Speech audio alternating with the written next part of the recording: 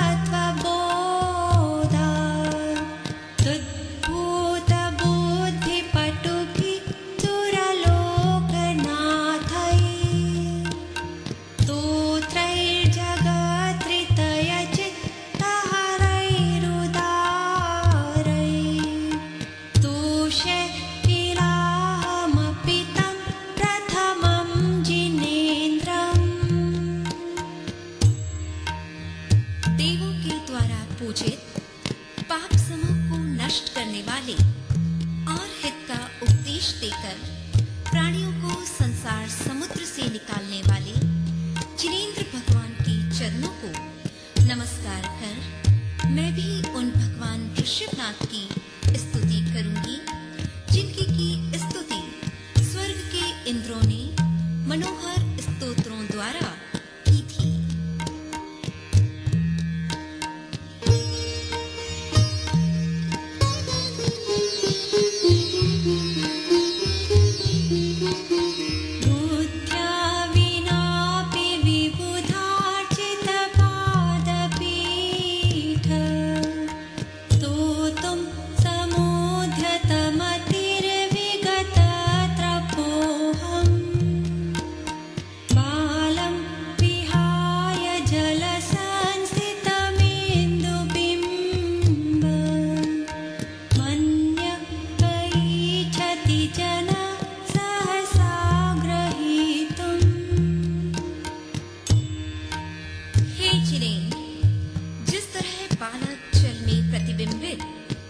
चंद्रमा को पकड़ना चाहता है उसी तरह लज्जा रहित मैं बुद्धि के बिना भी आपकी स्तुति करना चाहती हूँ।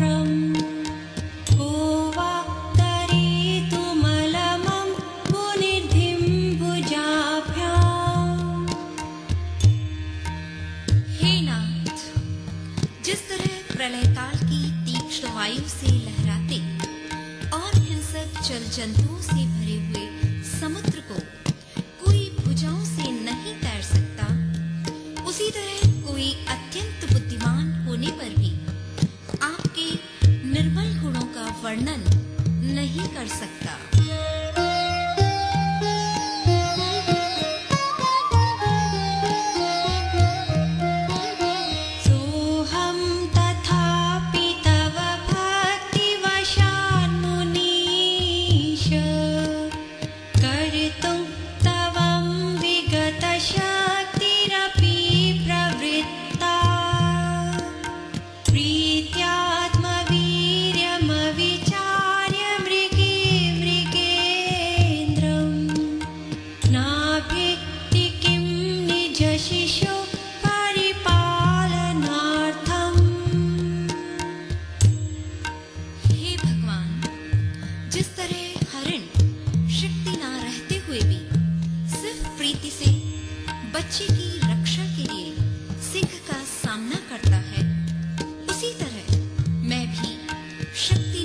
रहने पर भी सिर्फ भक्ति से आपका स्तवन करने के लिए प्रवृत्त हुई हूँ।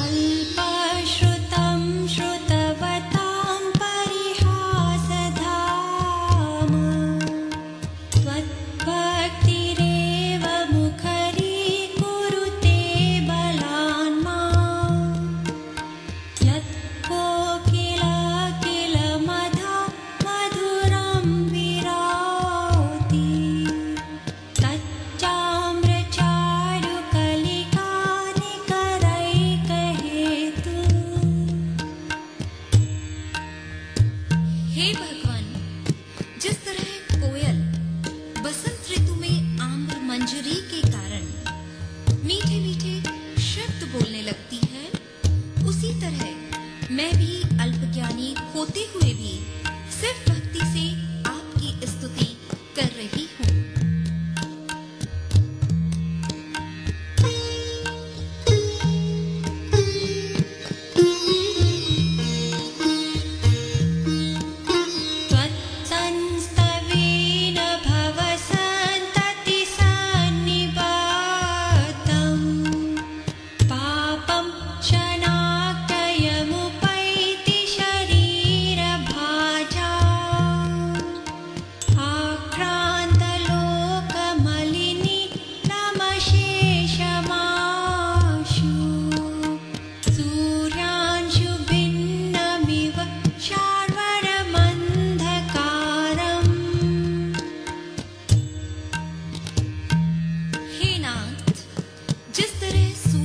किरणों द्वारा रात्रि का समस्त अंधकार नष्ट हो जाता है, उसी तरह आपके स्तोत्र से प्राणियों के जन्म जन्म में एकत्रित हुए पाप नष्ट हो जाते हैं।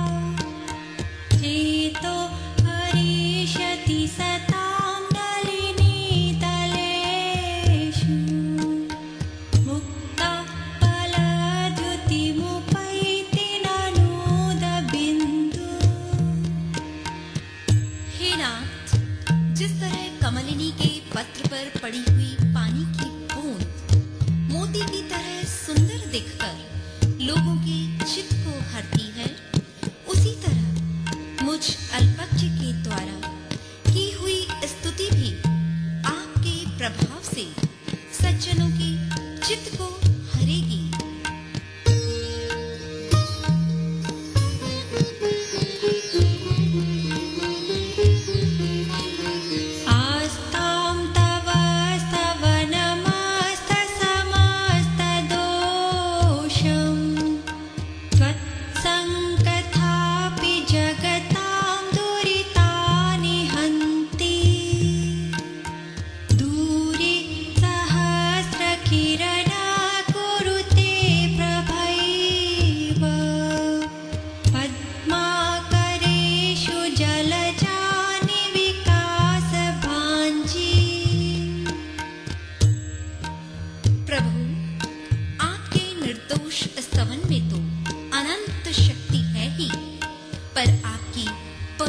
चर्चा में भी जीवों के पाप नष्ट करने की सामर्थ्य है, जैसे कि सूर्य के दूर रहने पर भी उसकी उज्जवल किरणों में कमलों को विकसित करने की सामर्थ्य रहती है।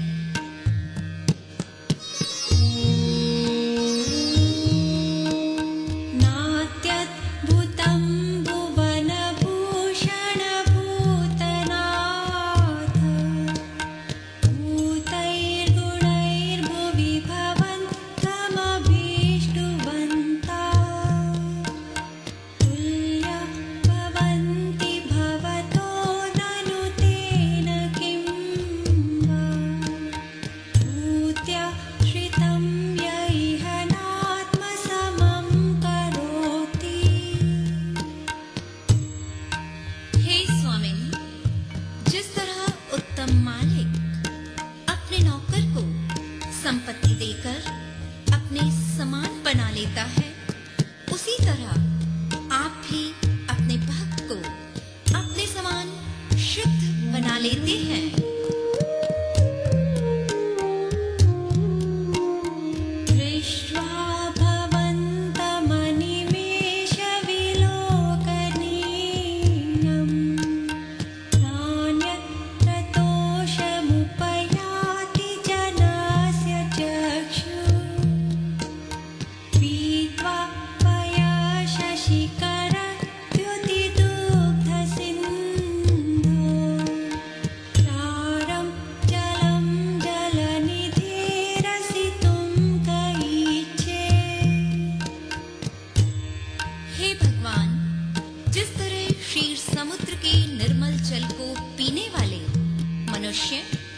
अन्य समुद्र के खारे पानी को पीने की इच्छा नहीं करता, उसी तरह आपके सुंदर रूप को देखने वाले मनुष्य किसी दूसरे सुंदर पदार्थ को नहीं देखना चाहते।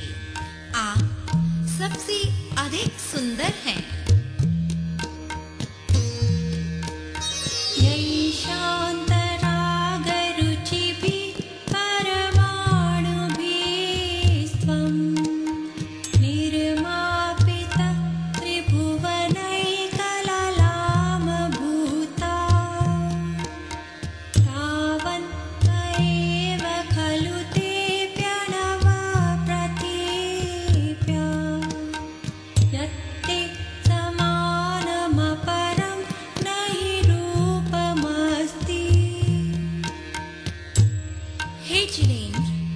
जिन परमाणुओं से आपके शरीर की रचना हुई है, मालूम होता है कि वे परमाणु उतने ही थे।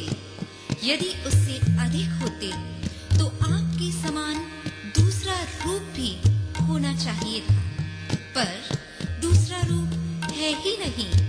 इससे स्पष्ट ज्ञात होता है कि वे परमाणु सिर्फ उतने ही थे। हे भगवान, आप अद्वितीय सुंदर हैं।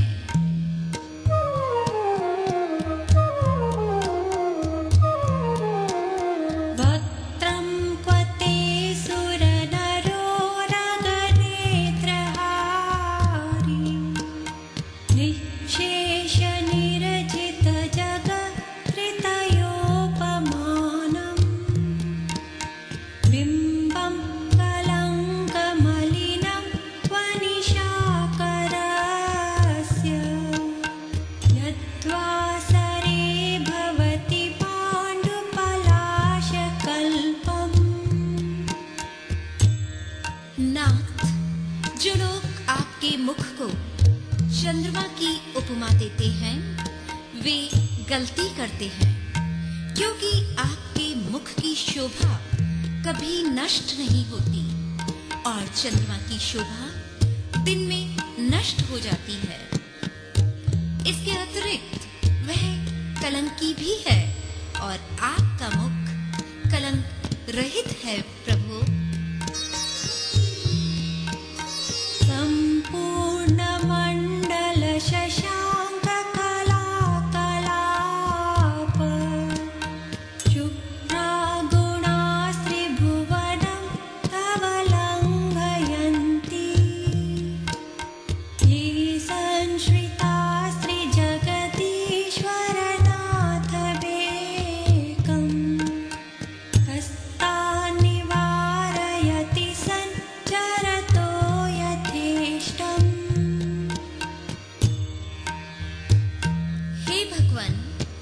जिस प्रकार किसी राजाधिराज के आश्रित रहने वाले पुरुषों को इच्छा अनुसार जहां तहां घूमते रहने से कोई नहीं रोक सकता, उसी प्रकार आपके आश्रित रहने वाले कीर्ति आदि गुणों को तीनों लोकों में कोई नहीं रोक सकता। आपके गुण सब जगह फैले हुए हैं।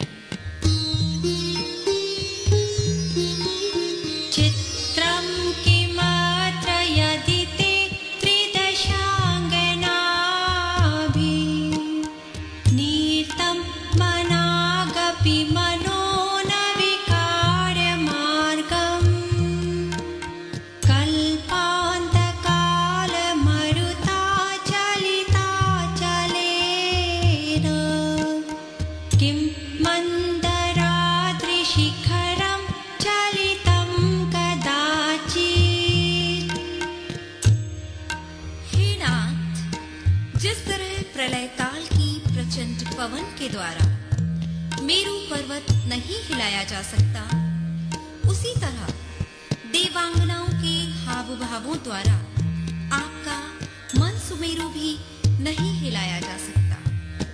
आपका धैर्य अतुल है और आपने अपने मन को वश में कर लिया है।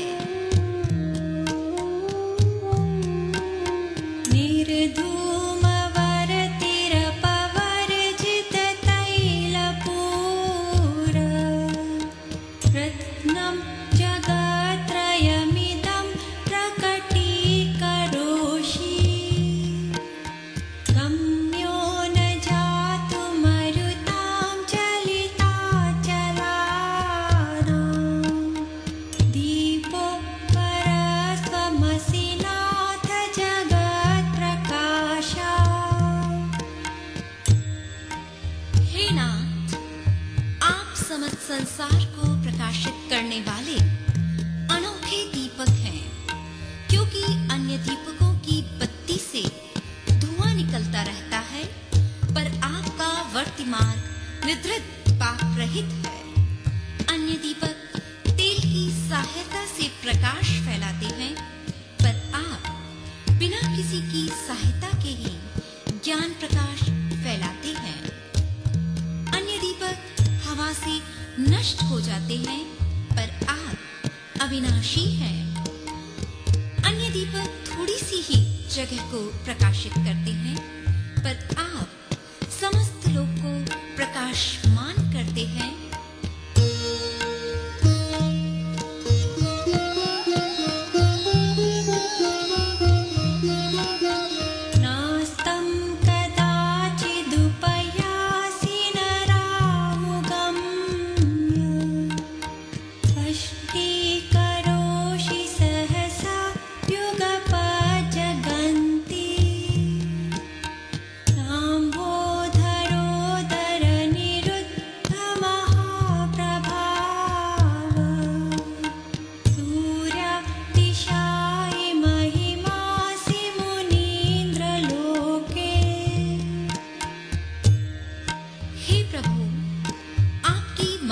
सूर्य से भी अधिक है, क्योंकि सूर्य संध्या के समय अस्त हो जाता है, पर आप कभी अस्त नहीं होते। सूर्य को राहु ग्रस लेता है, पर आपका वह आज तक कुछ नहीं बिगाड़ सका। सूर्य दिन में क्रम क्रम से सिर्फ मध्यलोक को प्रकाशित करता है, पर आप एक साथ समस्त लोक को प्रकाशित करते हैं और सूर्य के तेज को मेघ रोक लेते हैं, पर आपके ज्ञान तेज को कोई नहीं रोक सकता।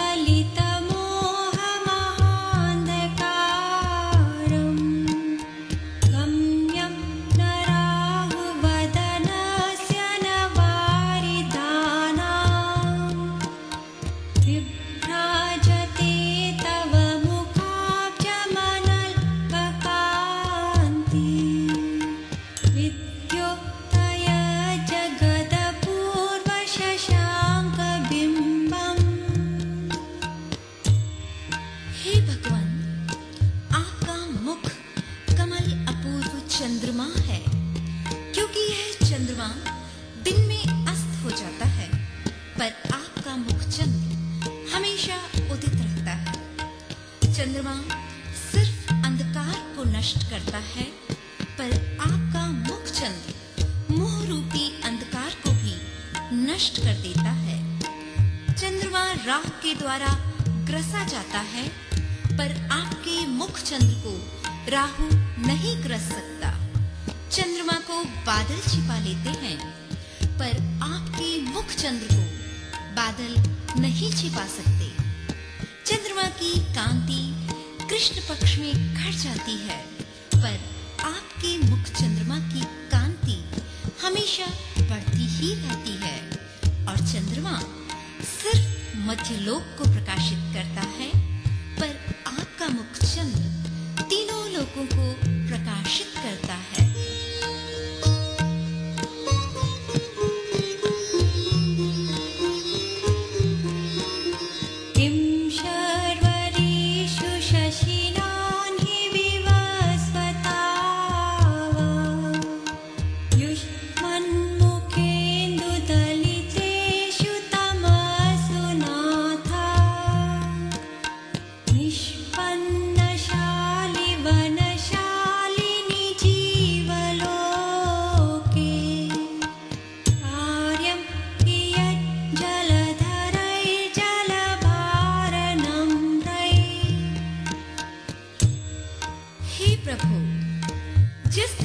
संसार में धान्य के पक जाने पर बादलों से कोई लाभ नहीं होता, उसी तरह आपके मुख चंद्र के द्वारा अंधकार नष्ट हो जाने पर दिन में सूर्य से और रात में चंद्रमा से कोई लाभ नहीं है।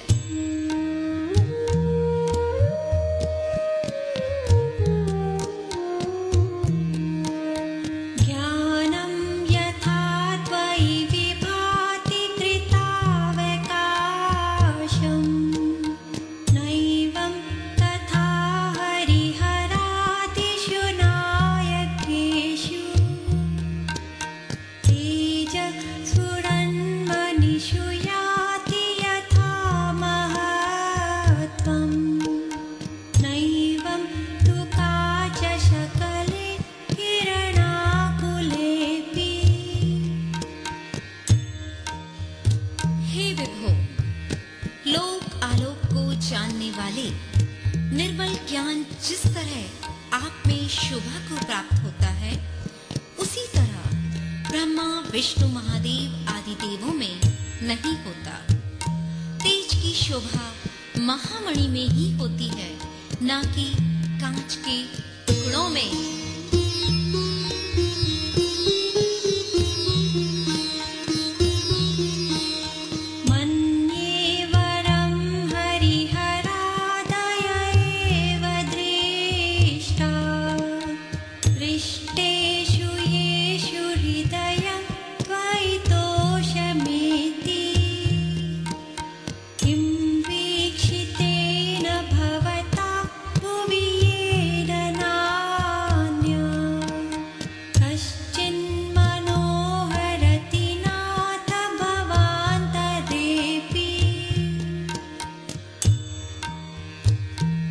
श्लोक में व्याजोक्ति अलंकार से विपरीत कथन किया गया है।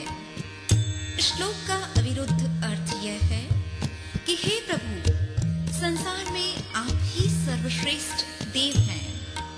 आपके दर्शन से चित्त को इतना संतोष होता है कि वह मरने के बाद भी किसी दूसरे देव के दर्शनों को नहीं करना चाहता।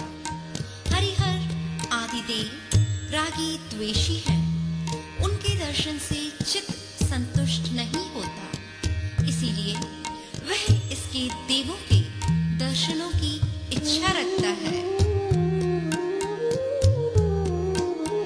त्रीणां शतानि शतशो जनयन्ति पुत्रान् नान्या तु तं त्वदुपमं जननी प्रसूता सर्वादिशो दधति भानि सहस्ररश्मिं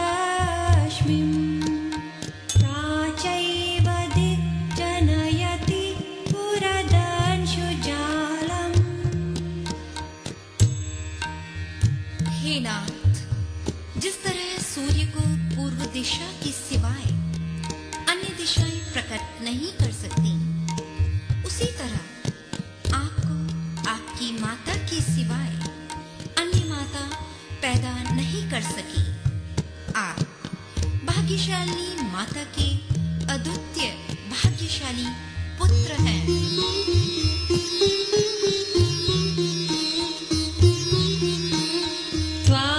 त्वामामनन्ति मुनयः परमं पुमांस मादित्यवर्णममलं तमसा पुरस्तात् त्वामेव सम्यगुपलभ्य जयन्ति मृत्युं नान्यः शिव शिवपदस्य मुनीन्द्रपन्था।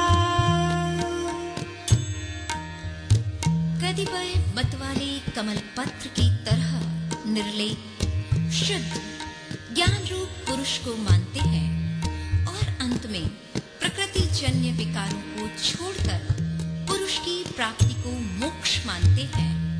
आचार्य मानतुंग ने अपनी व्यापक दृष्टि से भगवान के लिए ही परम पुरुष बतलाया है और साथ में यह भी कहा है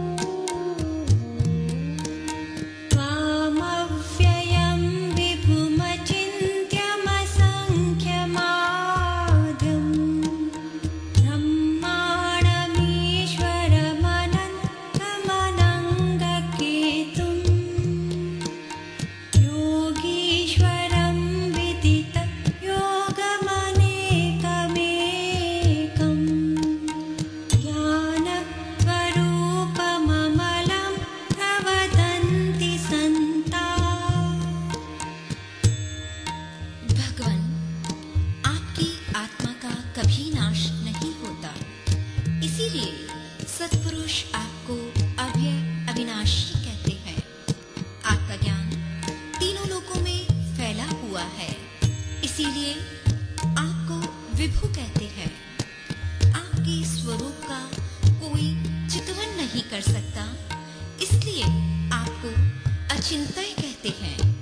आपके गुणों की संख्या नहीं है, इसीलिए आप असंख्य हैं। आप 24 तीर्थंकरों में आदि हैं, इसीलिए आप आद्य हैं।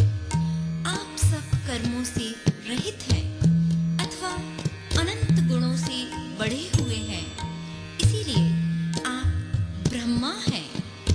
आप कृत्य हैं, इसीलिए आप ईश्वर हैं।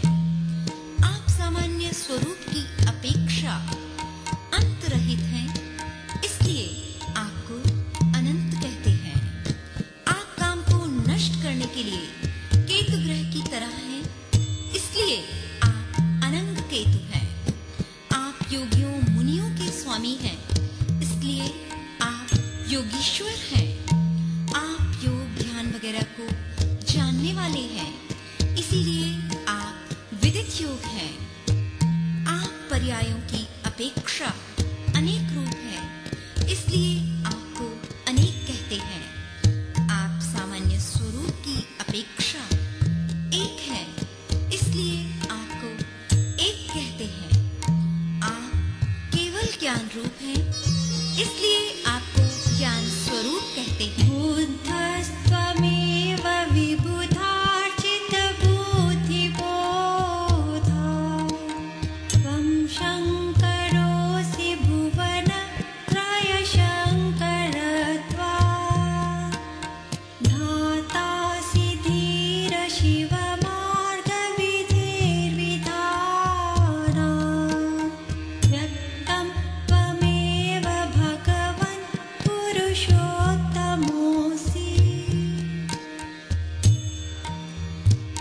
संसार में बुद्ध, शंकर, ब्रह्मा और नारायण नाम से प्रसिद्ध अन्य देव भी है। आचार्य कहते हैं कि हे भगवान, केवल ज्ञान सहित होने के कारण ही आप सच्चे बुद्ध हैं, किंतु जो सर्वथा क्षणिकवादी अथवा केवल ज्ञान से रहित हैं, वह बुद्ध नहीं कहला सकता। तीनों लोगों के सुख या शांति को करने के लिए ही आप सच्चे शंकर हैं। आपने ही रत्नत्रय रूप धर्म का उपदेश देकर मोक्ष मार्ग की सृष्टि की है, इसीलिए आप ही सच्चे ब्रह्मा हैं। पुरुषोत्तम कृष्ण नारायण भी आप ही हैं, क्योंकि आप सब पुरुषों में उत्तम हैं। आप सब पुरुषों में श्रेष्ठ हैं।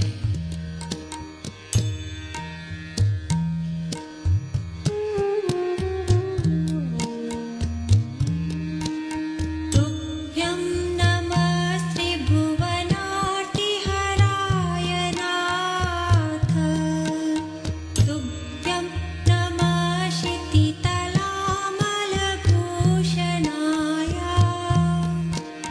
तुभ्यं नमस्ते जगता परमेश्वराय तुभ्यं नमो जिनभवो दधिशोषणाय। हे भगवान, आप तीनों लोगों की विपत्ति हरने वाले हो, महितल के निर्मल आभूषण हो, त्रिभुवन के स्वामी हो और संसार समुद्र के शोषक हो, इसीलिए आपको नमस्कार हो। को विस्मयोऽत्र यदि नाम गुणैरशेषैः त्वं संश्रितो निरवकाशतया मुनीशा दोषैरुपात्तविविधा श्रयजातगर्भा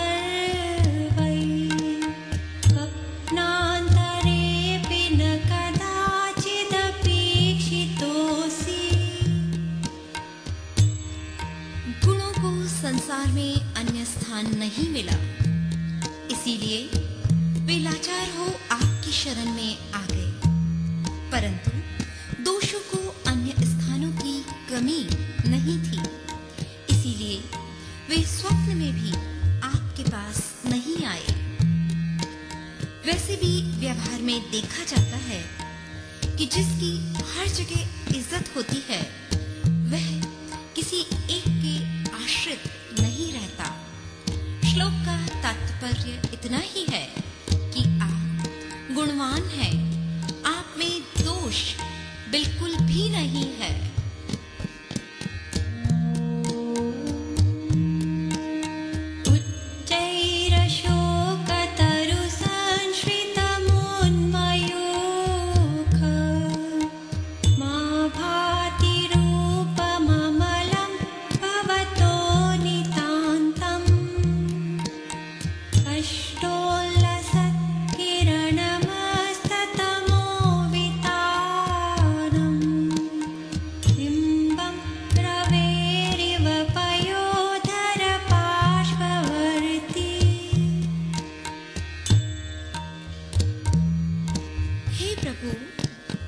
ऊंचे और हरे भरे अशोक वृक्ष के नीचे आपका सुवर्ण सा उज्जवल रूप उस भांति भला मालूम होता है जिस भांति काले काले मेघ के नीचे सूर्य का मंडल।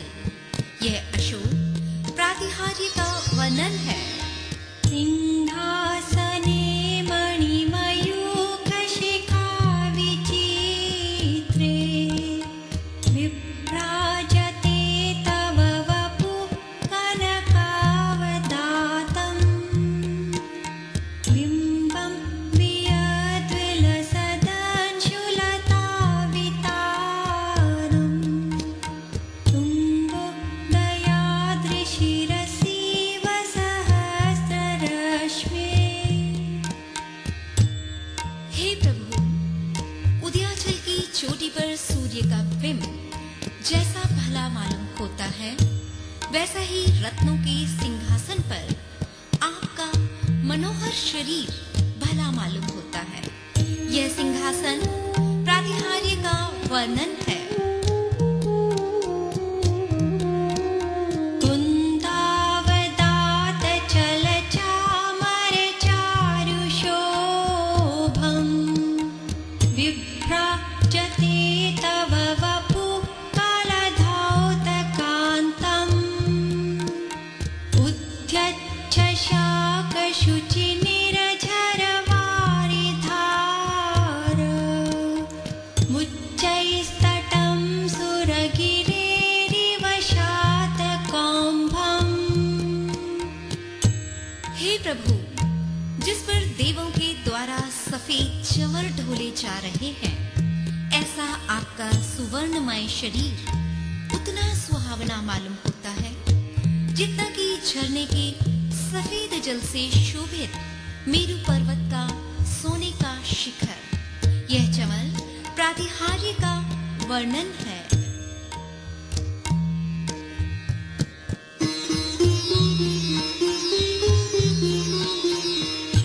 छत्रत्रयं तव विभाति शशाङ्ककान्ता उच्चैस्थितं स्थगितभानुकरप्रतापम् मुक्ताफलप्रखरजालविवृद्धशोभम् प्रख्यापयत्रि जगतः परमेश्वरत्वम्।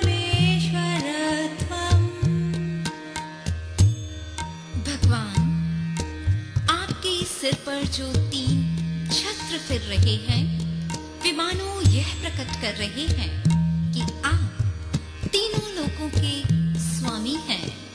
यह छत्रत्रय प्रातिहार्य का वर्णन है।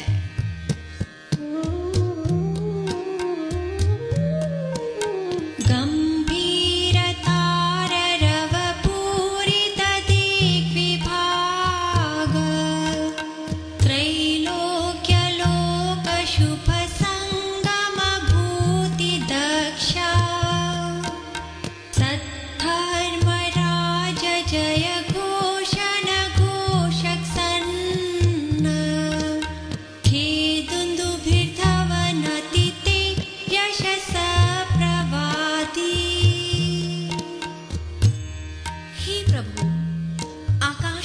जो दुंदुभी बाजा बज रहा है वह मानो आपकी जय बोलता हुआ आपका सुयश प्रकट कर रहा है। यह दुंदुभी प्रातिहार्य का वर्णन है।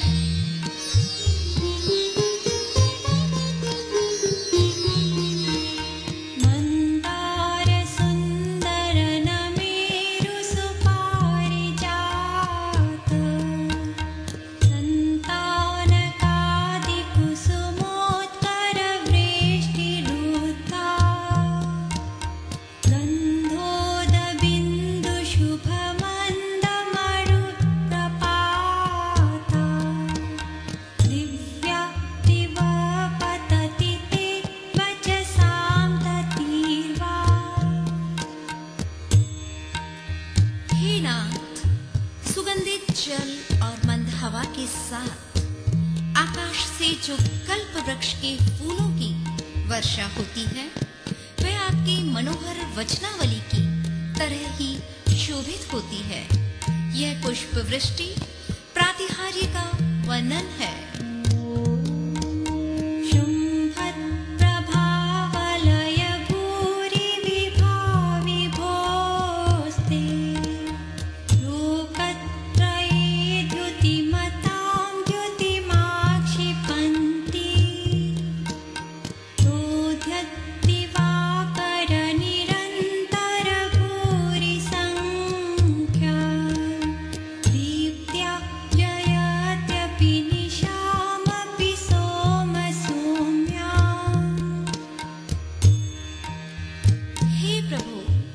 यद्यपि आपकी प्रभा सूर्य से भी अधिक तेजस्वनी है, तदापि वह संताप देने वाली नहीं है।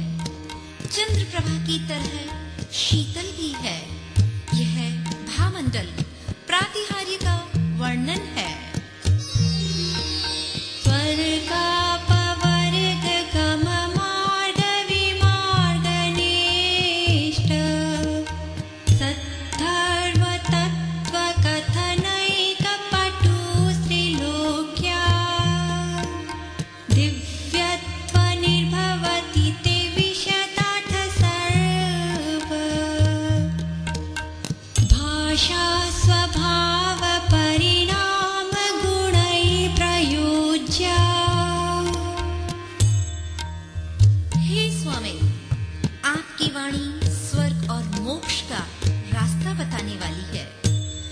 जीवों को हित का उपदेश देने में समर्थ है और सब भाषाओं में बदल जाती है।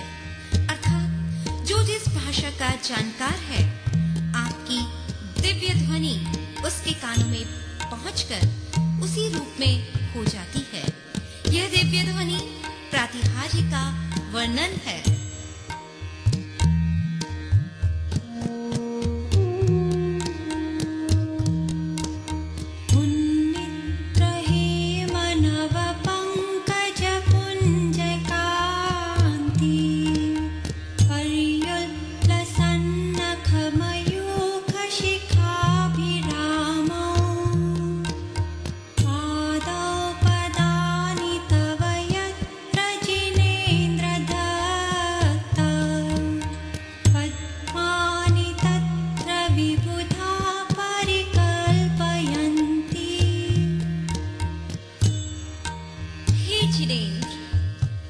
जब आप धर्मोपदेश देने के लिए आर्य क्षेत्रों में विहार करते हैं, तब देवलोक आपके चरणों के नीचे कमलों की रचना करते हैं।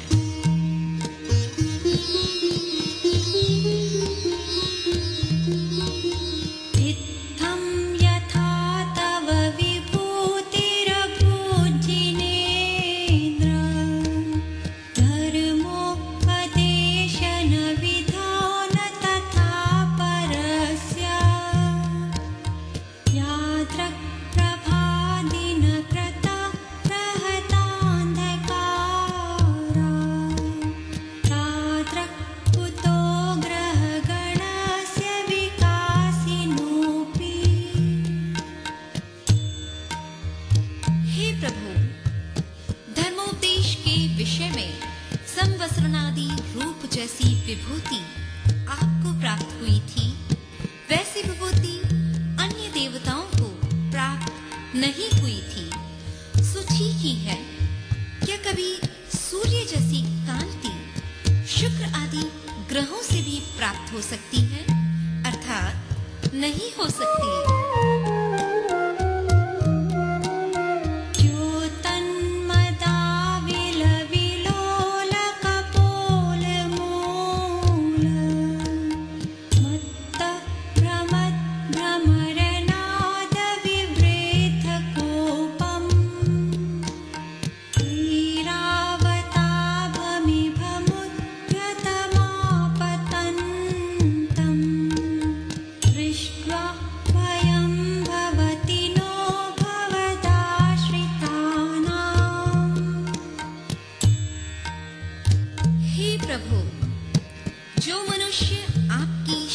लेते हैं, उन्हें मदोन्मत्त हाथी भी नहीं डरा सकता।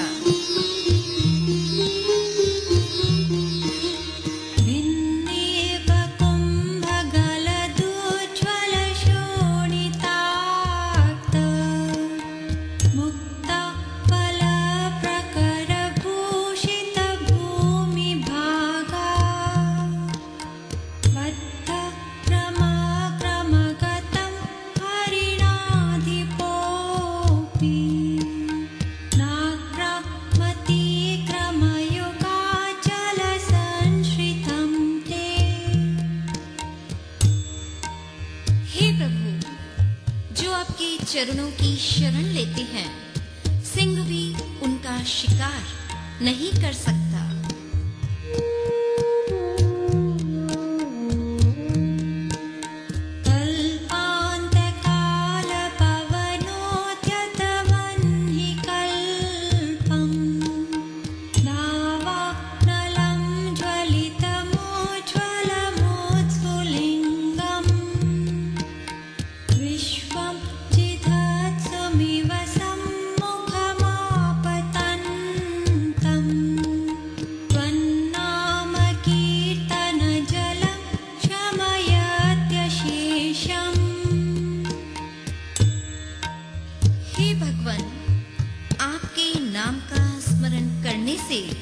भयंकर दावानल धुंवार भी नष्ट हो जाते हैं।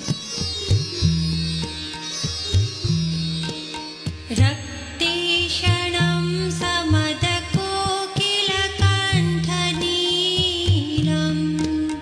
क्रोध्योत्थतं फणिनमुत्फणमापतन्तम् आक्रामति क्रमयुगेन निरस्तशङ्क त्वत्नामनागदमनि हृदयस्य पुंसा। हे प्रभु, जो आपके नाम का स्मरण करता है, भयंकर सांप भी उसका कुछ नहीं बिगाड़ सकता।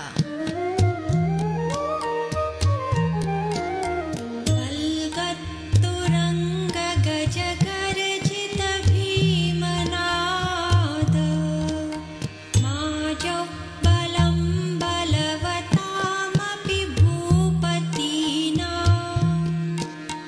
उद्धद्दिवाकरमयूखशिखापवीतम् त्वत्कीर्तनातमहिवाशुभिदामुपैति।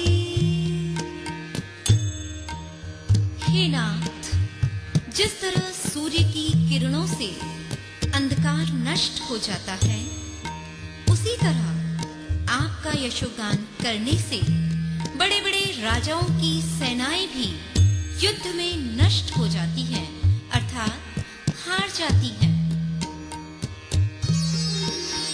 कुन्ताग्रभिन्न गजशोणितवारिवा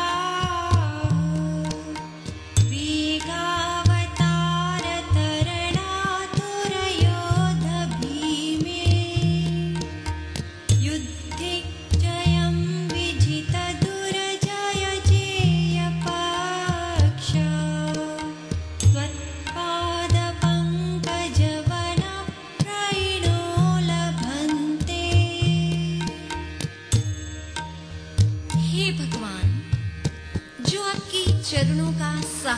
देते हैं, वे भयंकर से भयंकर युद्ध में भी निश्चय ही विजय पाते हैं।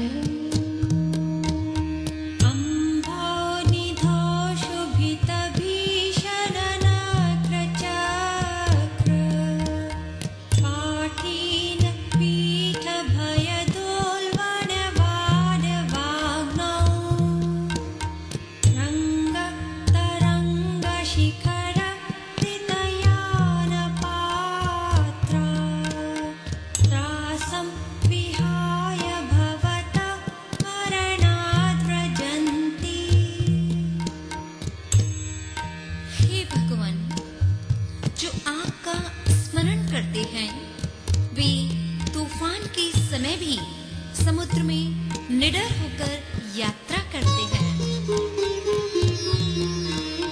उद्भूत भीषण जलोदर भार भूग्ना शोचं दशामुपगताश्च युज्जीविताशा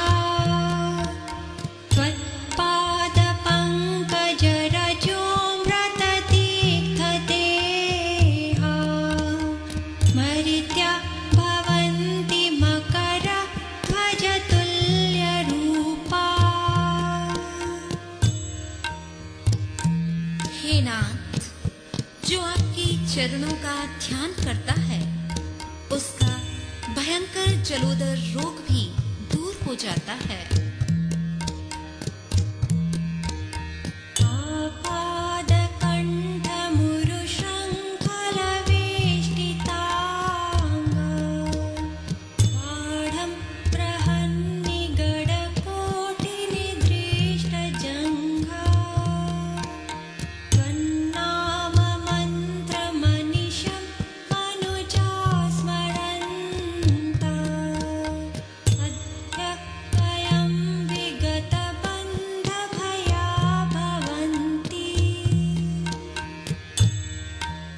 हे भगवान, जो निरंतर आपके नाम की जाप करते हैं, उनके बेड़े आदि बंधन अपने आप टूट जाते हैं।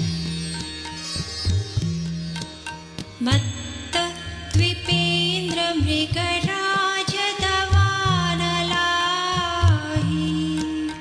संग्राम वारिधि महोदर बन्धनोत्थम तस्याशु नाशमुपयाति भयं भियेव यस्तावकं स्तवमिमं मतिमानधीते।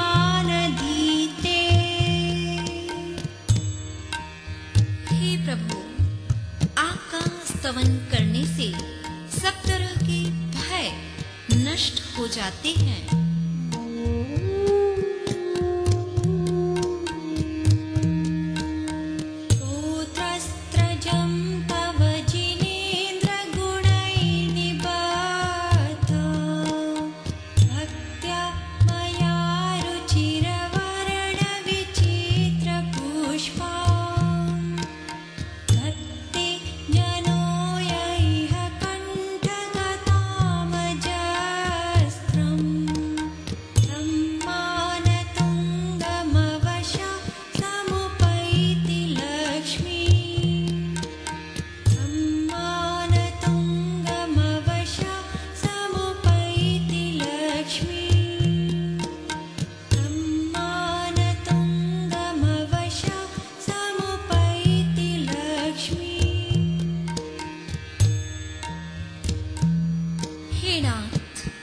जो मनुष्य निरंतर आपके इस स्तोत्र का पाठ करता है, उसे हर एक तरह की लक्ष्मी प्राप्त होती है।